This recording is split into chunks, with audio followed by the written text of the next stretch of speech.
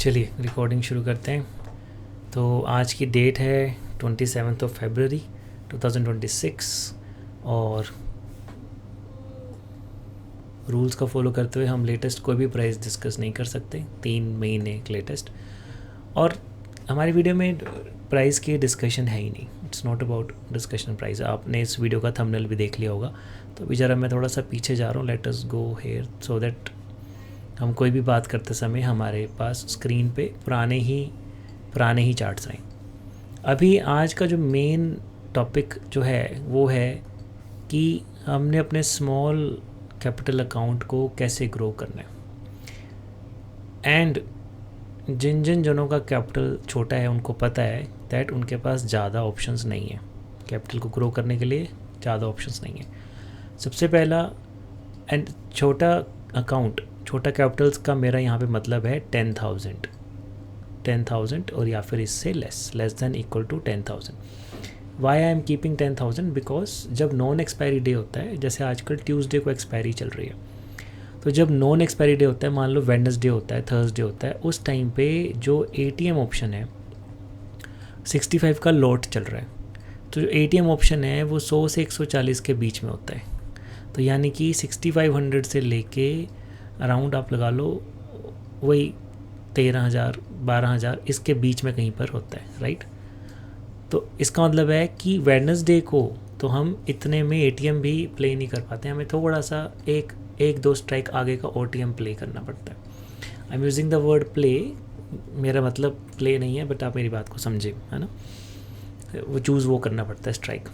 अगर आपको ये जो मैं बातें बोल रहा हूँ, अगर आपको ये बातें समझ में नहीं आ रही हैं, that's perfectly fine. This video is not for beginners and ATM वगैरह वगैरह वगैरह। This is not for beginners के लिए भी वीडियो बनाएंगे कभी, बट फ़िलहाल this is not for beginners. Okay, तो हमारे पास ऑप्शंस नहीं है ज़्यादा। हमारे पास मतलब जिन के पास, I am including myself, जिन के पास कम कैपिटल है उनके पास ज़्यादा ऑप्शंस नहीं है। तो हमारे पास क्या ऑप्शन बचते हैं। तो पहला, हम सेलिंग नहीं कर सकते, हमें बाइंग ही करनी पड़ेगी क्योंकि हमारे पास ज़्यादा नहीं है, ऑप्शंस नहीं है। दूसरा, हम डीप इन द मनी नहीं कर सकते बाय, जिसमें कि थीटा डी के कम हो, डेल्टा हाई हो, थीटा डी के कम हो, हम वो भी नहीं कर सकते, है ना, वो भी हमारे पास ऑप्शन नहीं है। फिर हम फ्यूचर्स नहीं प्ले कर सकते, उसमें तो अमाउंट ज़्यादा चाहिए, हम फ्यूचर्स भी प्ले नहीं कर सकते। तो आप ये समझें, सबसे पहली बात कि हमारे पास ज़्यादा ऑप्शंस नहीं है, that it self decreases the probability in the game, है ना। हमारी प्रोबेबिलिटी पहले ही कम हो गई है। अब आगे समझते हैं मार्केट का स्ट्रक्चर देखो, इवॉल्व होता रहता है over the time, no doubt, but market का स्ट्रक्चर देखते हैं 2 मिनट। यहाँ पर मेरे पास ये 12 अगस्त का रैंडम चार्ट खुला है। कोई भी रैंडम चार्ट खोल सकते हैं, ऐसा नहीं है कि हमने कोई स्पेसिफिक चार्ट ही खोलना है, कोई भी रैंडम आप खोल के देखना chart. Most of the time market जो है वो साइडवेज होती है, चाहे जिस मर्जी टाइम फ्रेम में हम देख लें।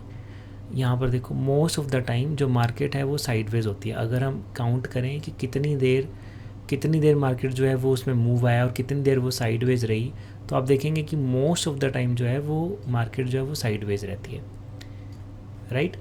अब अगर most of the time market sideways रहती है, हमें चाहिए है मूव, हमें चाहिए है मोमेंटम, हमें चाहिए है डायरेक्शन। तो अगर most of the time market sideways रहती है, इसमें देखो ये मैंने रैंडम, ये ऊपर गई, नीचे और ये नीचे, और यहाँ पे कितना ज़्यादा हाई वोल्टिलिटी है। खैर, यहाँ पर ये देखो, यहाँ पर अगर हम देखें तो 1 2 3 4 5 6 7 8, मैंने रैंडम जो 8 जो मैंने यहाँ पे सर्कल कर रहे हैं उसमें देखो 8 और 8 से ज़्यादा भी होंगे अगर मैं थोड़ा और सर्च करूँगा, तो उसमें जो मार्केट है वो साइडवेज रही है ना। और जो मूव आती है, जो डायरेक्शन में मूव आती है, जब प्राइस चलता है, वो उसके सिनेरियोस कम होते हैं। तो that itself again decreases our chances. फिर अच्छा, इधर काउंट कर लेते हैं कितने आए, 1 2 3 4 5 6 7 8। चलो, अभी फ़िलहाल 50% दिख रहा है ना। अब आगे समझते हैं। मैंने कोई मिस तो नहीं करा? 1 2 3 4 5 6 7 8 9, इसको ले लेते हैं 9। अभी 9 दिख रहा है, 9:8 दिख रहा है। अब इस 9:8 में ये वाला मूव देखो, लास्ट वाला, ये अप ट्रेंड है लेकिन कितना स्लो स्लो स्लो स्लो गया है, देखो कितना स्लो स्लो स्लो स्लो गया है ना। मोमेंटम नहीं है इसमें इतना, तो इसको निगलेक्ट करते हैं। फिर और देखते हैं अप ट्रेंड वाले मूव, देखो अप ट्रेंड वाले मूव, इसमें भी देखो कितनी ओवरलैपिंग है कैंडल्स में, है ना। अच्छा, और अप ट्रेंड वाला मूव कौन सा? ये अप ट्रेंड वाला मूव, इसमें भी ओवरलैपिंग है। धीरे धीरे प्राइस जा रहा है, नीचे आ रहा है, ऊपर जा रहा है। 15 मिनट का चार्ट लगा हुआ है, नीचे आ रहा है, ऊपर जा रहा है। यहाँ पे पहुँचा, नीचे गया, फिर ऊपर गया, है ना। अब उसमें वो है ओवरलैपिंग है। तो अगर प्राइस में मूव आ भी रहा है, लेकिन अगर वो धीरे धीरे आ रहा है, तो आपको पता है कि ऑप्शंस के प्राइजेस उतनी जल्दी इंक्रीज़ नहीं करते। और अगर एक रिजेक्शन आ जाती है, जैसे यहाँ पे रिजेक्शन आई है, तो डिक्रीज़ बहुत जल्दी करते हैं, घटते बहुत जल्दी हैं। तो दैट अगेन हमारी प्रोबेबिलिटी जो है वो कम कर देता है। अगर हमारी डायरेक्शन भी सही हो, यहाँ पे आपकी डायरेक्शन भी अगर सही हो और मूव अगर बहुत स्लो स्लो आया है, एंड नाउ डिपेंडिंग अपॉन कि कितना, कौन सा स्ट्राइक हम प्ले कर रहे हैं, OTM प्ले कर रहे हैं, ATM प्ले कर रहे हैं या फिर ITM प्ले कर रहे हैं, बेस्ड ऑन दैट अगर मूव स्लो स्लो आया तब उसका जो थीटा डिके होगा वो मूव के साथ माइनस होके बैलेंस आउट उसको करेगा और इतना ज़्यादा उसमें मूव नहीं आ पाएगा। और हम सोचते हैं कि हाँ हमें कुछ पॉइंट्स स्कोर हम करें, 10 पॉइंट स्कोर करें, 20 पॉइंट स्कोर करें, और वो प्राइस बढ़ता है, थीटा डिके की वजह से घटता है, नेट जो है पॉइंट्स कम रह जाते हैं। और अगर एक मूव ऑपोजिट डायरेक्शन में आ जाए तो वो घटता ज़्यादा स्पीड से, है ना। तो इसका सल्यूशन क्या है फिर? क्या इज़ देयर अ वे जिससे ये इसको इंक्रीज़ करा जा सकता है, छोटे कैपिटल को इंक्रीज़ करा जा सकता है? देखो, फर्स्ट ऑफ ऑल लोगों ने करा है, let us agree with that, है ना। लोगों ने करा है। सेकंड, प्राइस मूव तो करता है, हमने देखा है प्राइस मूव करता हुआ, राइट। वी बिलीव, हमने देखा भी है और हम लोगों को भी देखा है, लोगों ने करा भी है। ग्रो अकाउंट जो आज, जिनका आज करोड़ों में अगर कैपिटल है, तो उनका कभी बहुत कम भी था, उन्होंने कभी ना कभी तो स्टार्ट करा ही था, है ना। तो करता है, नो डाउट इन दैट, लोगों ने करा है अकाउंट, जैसे मर्जी ग्रो करा है, but they have grown it. तो now let us come to our situation कि क्या करें। सबसे पहले इसमें जो चीज़ है वो है ओवर ट्रेडिंग, जो हम ओवर ट्रेडिंग करते हैं। अब ओवर ट्रेडिंग की ना डेफिनेशन अलग अलग है सबकी, इस चीज़ में कुछ सही गलत नहीं है, पहले ये बात है, इस सब की ना डेफिनेशन अलग अलग है। किसी के लिए हो सकता है कि 4 ट्रेड्स दिन में ओवर ट्रेडिंग हो, और किसी के लिए हो सकता है 15 ट्रेड्स ओवर ट्रेडिंग हो, है ना। अच्छा, मुझे दिन की 2 ट्रेड जो हैं, 2 चलो छोड़ो, 10 मैं कह रहा हूँ 4-5, 2 तो छोड़ो, चलो 5-6 ट्रेड्स पहले दिन की जो है मुझे वो ओवर ट्रेड्स लगती थी, है ना। अब मेरे को 2 ट्रेड्स अगर डेली भी अगर मैं कर रहा हूँ, वो भी मुझे ओवर ट्रेडिंग लगती है। ऑप्शन बाइंग में डेली बनता ही नहीं सिनेरियो, प्रोबेबिलिटी नहीं है हमारे हक में।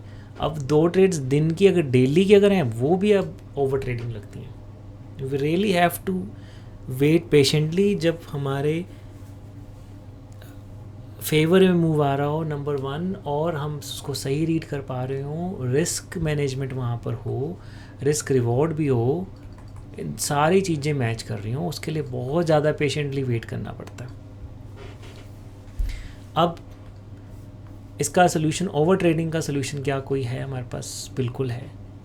छोटे अकाउंट को हमने ग्रो करना है, that is our target, that is the main target of this channel, और उसमें सबसे पहला है ओवर ट्रेडिंग को कंट्रोल करना। तो ओवर ट्रेडिंग मान लेते हैं, हम डिफ़ाइन करते हैं कि दिन के 2 ट्रेड से ज़्यादा नहीं लेने, राइट। बट इसको कैसे रोकें, कैसे करें कि 2 ट्रेड से ज़्यादा नहीं लेने? क्योंकि हर थोड़ी देर बाद दिखता है, यहाँ पे दिखती है ट्रेड आ रही है, मूव आ रही है, मूव आ रहा है, हम ट्रेड ले लेते हैं। फिर यहाँ पे दिखता है ट्रेड आ रही है, इधर दिखता है ना, हर थोड़ी देर बाद कैंडल में दिखता ही है कि मूव आ रहा है, तो उसको कैसे रोकना है? तो उसका सबसे पहला जो आंसर है, मैं 2 ट्रेड्स पर डे, अब वो पर डे नहीं लेनी है, that is again that is depends on your choice. लेकिन मैं 2 ट्रेड्स को मैंने कैसे कंट्रोल करा, I will tell you my secret. मैंने क्या करा, मैंने कहा ठीक है 2 ट्रेड्स लेनी है ना, मैंने कहा कि डिमांड और सप्लाई पे ही लेनी है। डिमांड जो कि सपोर्ट का काम करता है, सप्लाई जो कि रेजिस्टेंस का काम करती है, चेंज भी होते रहते हैं रोज़, ये सब आपको पता है। इनका डिमांड और सप्लाई पे लेनी है और मैंने लिख के रख लिया, मैंने लिख के रख लिया कि नहीं डिमांड पे ही लेनी है ट्रेड और सप्लाई पे लेनी है। तो फॉर एग्जांपल यहाँ पे चार्ट पे जो ये चार्ट खुला हुआ है, कौन सी डेट के खुले हुए हैं ये चार्ट, अगस्त के खुले हुए हैं, ठीक है, काफ़ी पीछे हैं। तो हमने देखा सबसे पहले हम हायर टाइम फ्रेम पे जाके, ऑफ कोर्स आपको पता है हम हायर टाइम फ्रेम पे जाके देख सकते हैं, बट यहीं पे दिख जाएगा। ये देखो यहाँ पर प्राइस यहाँ पे बहुत स्पीड से ऊपर उठा है, तो यहाँ पे डिमांड है, प्राइस की यहाँ पे डिमांड है, यहाँ पे प्राइस स्पीड से उठा है, राइट। अगले दिन मैंने कहा अगर मैंने अप ट्रेंड ट्रेड लेनी है, मार्केट नीचे खुली है, अगर मुझे अप ट्रेंड ट्रेड लेनी है मैं यहीं पर आके लूँगा अगर यहाँ पे प्राइस आएगा तो। 8 तारीख है, पूरा दिन प्राइस नहीं आया, यहाँ पे प्राइस आया 3:15 बजे, टाइम ही ख़त्म हो गया, चलो नहीं ली ट्रेड। दूसरा, अगर ट्रेड मान लो डाउन साइड ट्रेड लेनी होती है ना, डाउन साइड ट्रेड लेनी थी तो सप्लाई डिफाइन करके कि सप्लाई कहाँ पर है। अब जैसे यहाँ पे प्राइस एकदम से टूटा है, यानी कि 24,700 प्राइस एकदम से टूटा है, यहाँ पे प्राइस नीचे गिरा है। अब अगले दिन हमने देखा तो प्राइस बिल्कुल यहीं पे खुल रहा है, यहीं पे खुल रहा है, यहीं पे डिमांड थी, यहाँ पे प्राइस गया था लेकिन यहाँ से नीचे नहीं गया, यहाँ पे विक बन रहा है, प्राइस उठ रहा है, विक बन रहा है, प्राइस उठ रहा है, विक बन रहा है, प्राइस उठ रहा है, ठीक है। यहाँ पे ट्रेड लेते हैं और यहाँ पर हम एसएल रखेंगे, इसके नीचे हम एसएल रखेंगे। अब ये कहना आसान है, लाइव मार्केट में इसमें करना क्या चीज़ मुश्किल है। हमने यहाँ पे ट्रेड ली, ये हुआ, प्राइस थोड़ा सा बढ़ना शुरू हुआ, यहाँ पर ऊपर भी हमें दिख रहा है कंसोलिडेशन, और हमें दिख रहा है कि यहाँ पर रेजिस्टेंस आ सकता है। यहाँ पे रेजिस्टेंस आया पहला, हमने ट्रेड काट दी, नहीं अगर पहले ट्रेड पे काटी, सेकंड रेजिस्टेंस आया, हमने ट्रेड काट दी, है ना, हमने ट्रेड काट दी और फिर प्राइस ऊपर चल पड़ा। हम ट्रेड खुद ही काट देते हैं, हम रिजल्ट नहीं आने देते। चलो उस पर भी आएंगे धीरे धीरे। तो कोई बात नहीं, यहाँ पर रिजेक्शन आया, है ना, ये हो सकता था कि यहाँ से नीचे चला जाता और हमारा ऐसा लिट हो जाता, या फिर जो सेकंड हुआ जो यहाँ पे केस, ये यहाँ से प्राइस ऊपर उठ गया, या फिर थर्ड हमने खुद ही अपनी ट्रेड काट दी। मोस्ट ऑफ द केस में मान लो हमने खुद ही अपनी ट्रेड काट दी कि भाई रिजेक्शन आ रहा है, नहीं बन रही बात, हमने अपनी ट्रेड काट दी। Now the second point that we have to do is we don't have to attach our feelings to it. It is okay, काट दी ट्रेड तब भी कोई नहीं, हमने कुछ मन में आया होगा ना, कुछ रीज़न आया होगा, हमने तो ही ट्रेड काटी होगी। Do not attach feelings to it, उसका कोई फ़ायदा ही नहीं है। ओवर द टाइम प्रैक्टिस कर करके we get hold of this thing कि उसका कोई फ़ायदा ही नहीं है, फीलिंग्स अटैच करने का कोई फ़ायदा ही नहीं है। हमने मान लो किसी ने अपना बिल्कुल नहीं ट्रेड काटी, एसएल काट के एसएल रोक के रखा, उसको अच्छी ट्रेड मिल गई, गुड। किसी ने ट्रेड काट दी, दोबारा प्राइस ऊपर चल पड़ा, दोबारा ले लिया एंट्री, वेरी गुड। किसी ने इस वीक पे एंट्री ले ली कि भाई अब प्राइस नीचे जाएगा, नहीं गया प्राइस नीचे, उसका एसएल कट गया, कोई बात नहीं। सो पहली बात तो ये प्रोबेबिलिटी है, हम ये भूल जाते हैं कि प्रोबेबिलिटी बेस्ड चल रहा है यहाँ पे, जो भी चल रहा है it is probability based, nothing is certain here, है ना। तो वापस आता हूँ मैं कंसेप्ट पे, ओवर ट्रेडिंग को सबसे पहले हमने कम करना है। उसको कम करने का कंसेप्ट है कि सिर्फ रेजिस्टेंस और सपोर्ट पे हमने ट्रेड लेनी है। इसमें साथ में मैंने एक और फिल्टर जोड़ दिया, मार्केट का टाइम। मोस्टली जो निफ्टी बैंक निफ्टी आपको पता है वो मॉर्निंग में देता है मोमेंटम, सबको पता है, या फिर वो 12 बजे के बाद देता है मोमेंटम। मैंने कहा ठीक है, एक ट्रेड मॉर्निंग में प्लान करनी है, उसके बाद दिन भर देखना कि क्या हो रहा है, अगली ट्रेड दोपहर को प्लान करनी है, एज सिंपल एज दैट। कुछ दिन होते हैं जिसमें प्राइस रुकता ही नहीं, एक ही तरफ जाता रहता। अब यहाँ पर देखो 7 तारीख देखो, मॉर्निंग में प्राइस नीचे आ रहा था और दोपहर के बाद 12 बजे के बाद प्राइस जो है यहाँ पे इसने लो लगाया, उसके बाद फिर ऊपर ही गया, रुका ही नहीं। अगले दिन देखो प्राइस नीचे आ रहा था, यहाँ पे रुका रहा फिर नीचे चला गया। तो यू नेवर नो कहाँ को जाएगा प्राइस। अगले दिन देखो ऊपर उठा है तो ऊपर ही जाई जा रहा है ना। बट अगर हमने अपनी ट्रेडिंग कम करनी है तो उसका जो वन ऑफ द बेस्ट तरीका है वो है कि हम इसको इम्पोर्टेंट पॉइंट्स पे लें, और मार्केट टाइम के साथ भी अगर हम लें तो हमारी ट्रेडिंग वहाँ से कम हो जाएगी, पहला। दूसरा, इवन ये सब सोचने के बाद भी, सपोर्ट रेजिस्टेंस डिमांड ये सब कुछ सोचने के बाद भी, उसके बाद भी हम ओवर ट्रेड करते हैं, क्योंकि हमें फील होता है कि नहीं आज ये वाला दिन हो सकता है, आज प्राइस ऊपर जा रहा है, आज प्राइस नीचे जा रहा है, दिन के टाइम पे भी मूव कर रहा है प्राइस, सब कुछ। तो उसको थोड़ा सा फ़िल्टर आउट करने के लिए मेरे पास एक और यहाँ पे मेथड है। मैं इनिशियल बैलेंस का हाई और लो देखता हूँ, 15 मिनट का, 5 मिनट का, दोनों का। अगर पहले 15 मिनट का, 5 मिनट का इनिशियल बैलेंस जो लो हाई है वहीं पर प्राइस फंसा हुआ है, then also filters it out कि आज प्राइस कहीं बहुत ज़्यादा नहीं जाने वाला, आज बीच में रहने वाला है। अगेन ऐसा ज़रूरी नहीं है कि वो होगा ही, and I am happy to be wrong, ऐसा ज़रूरी नहीं है कि वो हो गई, है ना। It's all probability based. ऐसे मत सोचना कि नहीं ऐसा हो गई, जो भी मैं कह रहा हूँ it is all probability based and it is for educational purpose only, है ना। नेक्स्ट, अगर हमें ट्रेड लेनी है तो हमें उस ट्रेड में 20 से 30 पॉइंट्स चाहिए हैं to actually grow our account to a meaningful value.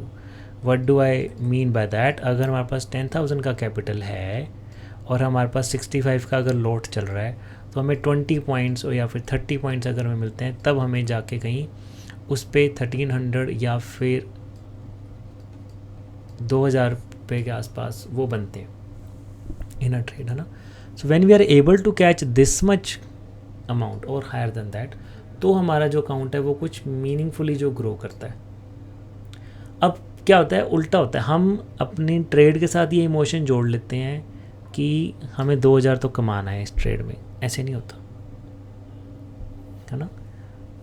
Market move देगी नहीं देगी वो मार्केट के ऊपर है, लेकिन हमें रीड करना आना चाहिए कि अच्छा इस ट्रेड में मेरे को 20 पॉइंट्स दिख रहे हैं, 30 पॉइंट्स दिख रहे हैं, 40 पॉइंट्स दिख रहे हैं, मोर देन दैट दिख रहा है, this is a trade worth taking. जिस ट्रेड में आपको थोड़े पॉइंट्स दिख रहे हैं, टारगेट पहले दिखने लग जाता है। चार्ट्स पे आपको टारगेट दिखने लग जाएगा कि okay this is my target.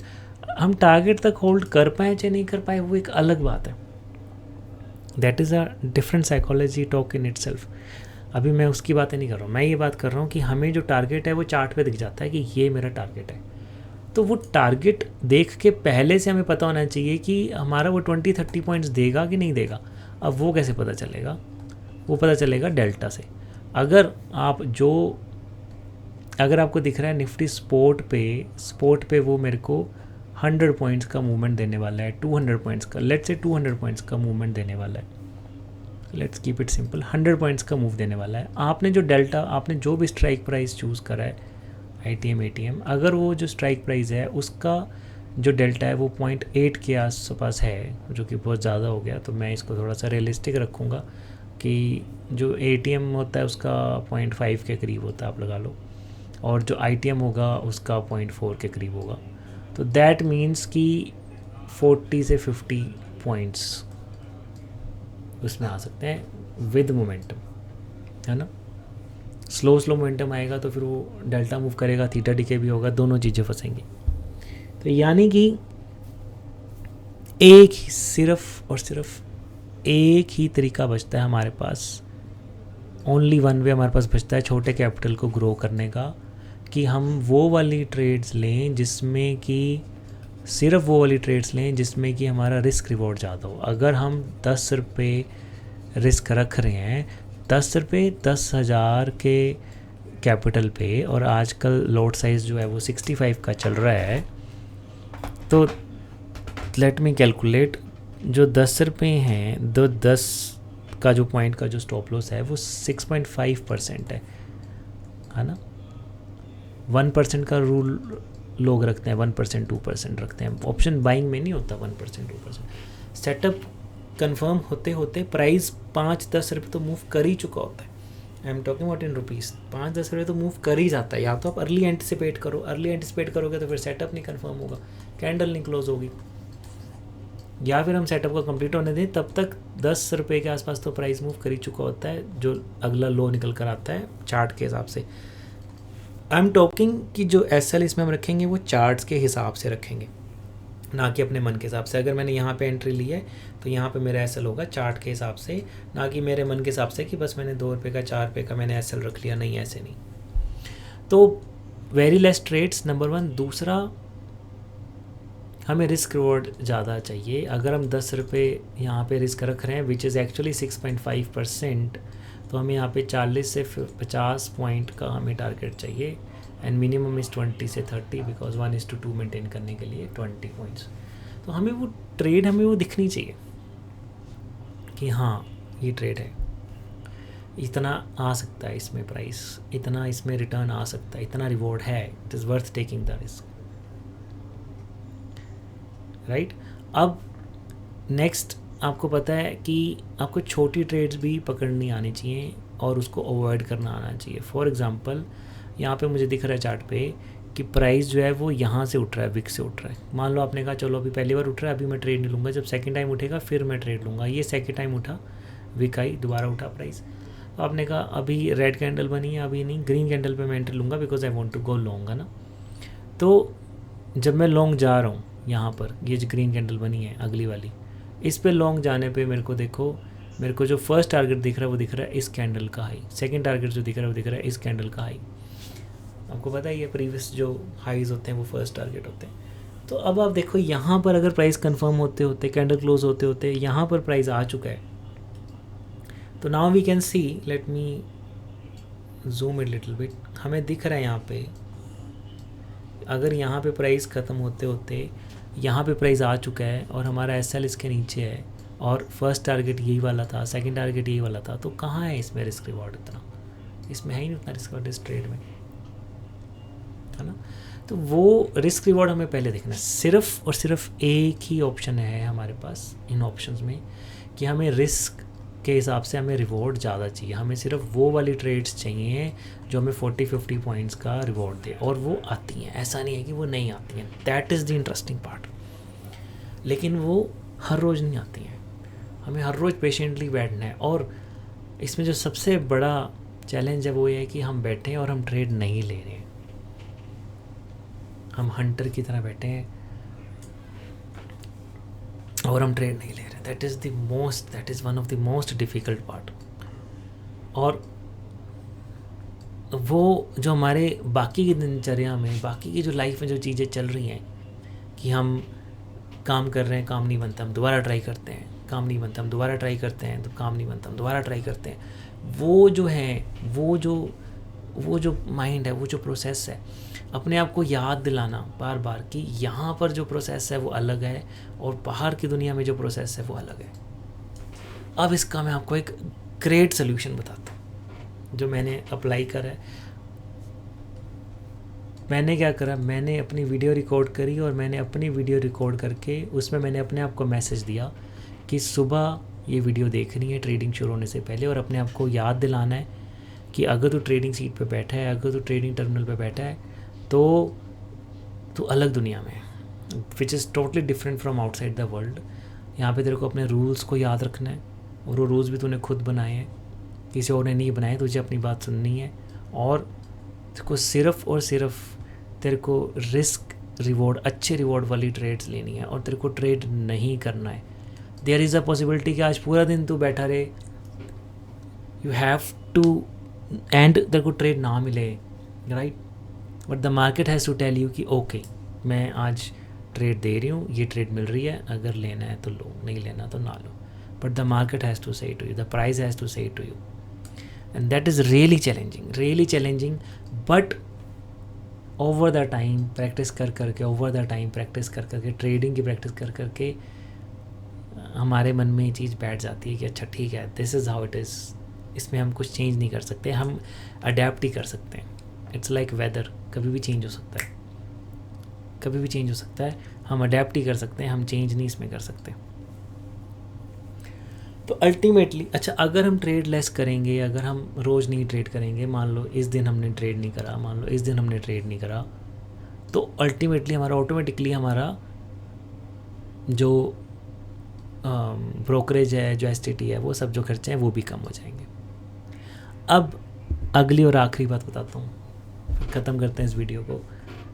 ये सब कुछ करने के बाद भी आपने वीडियो रिकॉर्ड कर ली, मेरे साथ भी हुआ है, मैंने वीडियो रिकॉर्ड करी, मैंने अपने आप को वीडियो अपनी दिखाई रोज़ कि नहीं ओवर ट्रेडिंग नहीं करनी, मैंने रूल्स बना लिए, मैंने रूल्स लिख के लगा लिए अपने सामने, उसके बाद भी हम ओवर ट्रेड करते हैं, उसके बाद ही हम ट्रेड लेते हैं, वहाँ पे ट्रेड लेते हैं जहाँ पे ज़रूरत नहीं लेने की, because the way the price moves it attracts you. इसलिए तो वो बनी है ना कहावत मार्केट बुलाती है लेकिन जाने का नहीं।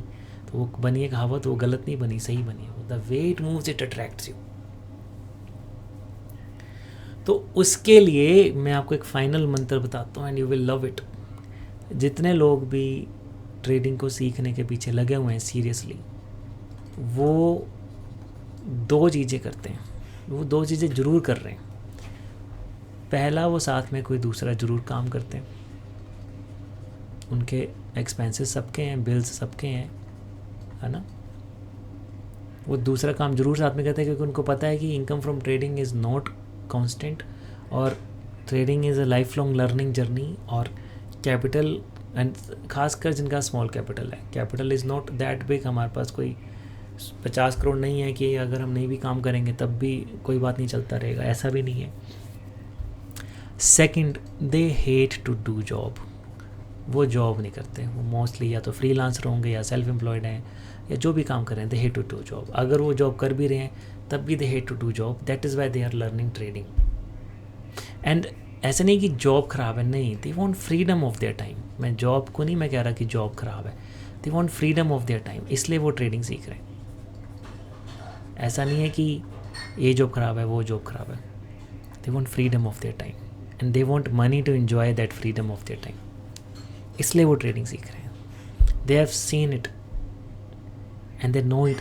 आपको पता है अपने अंदर कि नहीं, आप ये कर सकते हो, आप ये करोगे। तो जब आप ओवर ट्रेडिंग करते हो, इन दी एंड, अगर आपने देखा कि इन दी एंड, मान लो आपने 400 की आपने ब्रोकरेज और एसटीटी वो सब कुछ पे करा, और मान लेते हैं 500 का नेट प्रॉफिट करा, तो ज़्यादा पैसा उधर गया, आपके पास 100 बचा, मान लो फॉर एग्जांपल, है ना। तो इन दी एंड टेल योर सेल्फ कि मैंने पूरा दिन जो काम करा वो किसके लिए करा, मैंने ब्रोकरेज हाउसेज, टैक्सेस, इन सब के लिए काम करा। Tell this to yourself और आपकी थिंकिंग बदल जाएगी। Next time you will sit in the morning, you will say कि ओके ठीक है, आज मैं सुबह बैठा हूँ, पूरा दिन मैं नहीं करूँगा काम, मैं नहीं लूँगा ट्रेड, मेरा टाइम है, मैं पूरा दिन किसी और के लिए काम नहीं करूँगा। This feelings gonna change the overtrading habit in you because you don't like to do job for other people, you want freedom of your time। तो अगर आप बैठे हो पूरा दिन, आप बुक पढ़ रहे हो अपनी, आप you will tell this to yourself the moment आप ये कहोगे, मुझे कमेंट सेक्शन में ज़रूर बताना। जैसी ये बात आप अपने आप को बताओगे कि मैं ज़्यादातर काम तो मैं इनके लिए कर रहा हूँ, जितने भी ब्रोकर हाउसेज हैं मैं तो ज़्यादातर काम उनके लिए कर रहा हूँ, इन्होंने इतने अच्छे इन्होंने सॉफ्टवेयर्स बना दिए, इतने ज़्यादा इजी कर दिए, इतने ज़्यादा मोबाइल ऐप्स बना दी, ये सारा कुछ बना के इन्होंने मुझे बिठा दिया काम लगाने पे, काम करने पे, और मैं बैठा इनके लिए काम कर रहा हूँ, ज़्यादा पैसा तो उनको जा रहा है। नहीं, that should not be happening, ये मैं नहीं करूँगा। And you know that you don't like doing job, you know that, आपको पता है। The moment you do this, आपकी ट्रेडिंग, ओवर ट्रेडिंग अपने आप कम हो जाएगी। उसके बाद भी 0.1% अगर कुछ चांस रहेगा, अगर आपको लग रहा है कि आपकी ओवर ट्रेडिंग कम नहीं हुई है, तो रिमेंबर ओवर ट्रेडिंग की कोई डेफिनेशन नहीं होती। किसी को हो सकता है 2 ट्रेड्स दिन की वो भी ज़्यादा लगती हूँ, किसी को 4 ट्रेड दिन की ज़्यादा नहीं लगती हूँ, किसी को 10 भी ज़्यादा ना लगती हूँ। जो 1 मिनट में स्कैल्प करते हैं उनको क्या पता 10 ट्रेड्स भी दिन की ज़्यादा ना लगती हूँ, है ना। तो रिमेंबर दैट ऑल्सो कि कोई इस चीज़ की कोई डेफिनेशन नहीं है। This is you have to decide कि व्हाट इज़ ओवर ट्रेडिंग, कितनी ओवर ट्रेडिंग होती है ना। तो और लास्ट में रिस्क रिवॉर्ड हमें ज़्यादा चाहिए। That is the only way जिससे कि ट्रेड्स कम चाहिए, रिवॉर्ड हमें ज़्यादा चाहिए। That is the only way जिससे कि हमारा कैपिटल ग्रो होगा। मुझे कमेंट सेक्शन में ज़रूर बताना अगर आपको मेरी वीडियो अच्छी लगी। और वीडियो में अपनी पर्सनल वीडियो में अभी ऑफ रखता हूँ। आई एम थिंकिंग कि आपको मेरा कंटेंट अगर अच्छा लगेगा, वीडियोस अच्छी लगेंगी, कमेंट सेक्शन मुझे अपने आप पता चलेगा। तो होपफुली सब कुछ अच्छा रहेगा। तो हम क्या कहते हैं उसको अपनी वीडियो भी ऑन करेंगे फ्यूचर में, हमारा ट्रेडिंग सेटअप्स भी दिखाएंगे, सब कुछ करेंगे। अभी के लिए इस वीडियो में इतना ही, फिर मिलते हैं नेक्स्ट वीडियो में।